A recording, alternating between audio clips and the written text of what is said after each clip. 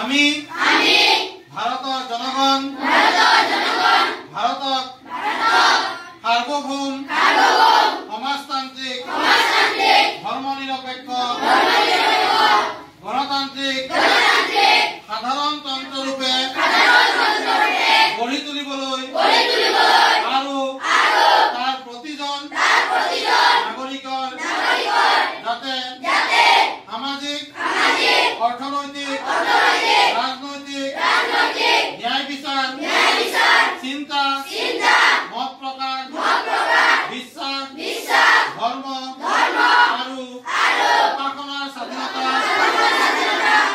সামাজিক প্ৰতিষ্ঠা অৰ্জন আৰু সুযোগৰ ক্ষমতা প্ৰতিষ্ঠা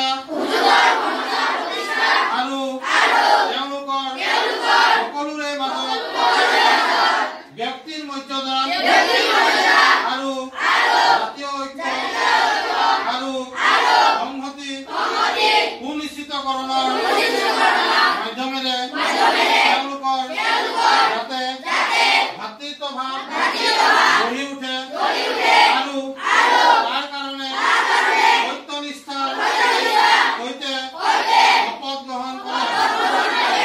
আমাৰ গণ পৰিষদত আজি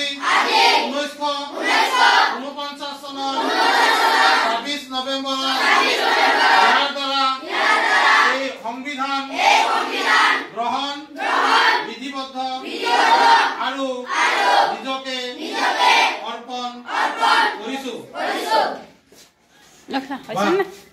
অলপ ডাঙৰকৈ কৰিবি না, তেতিয়াহে ভাল।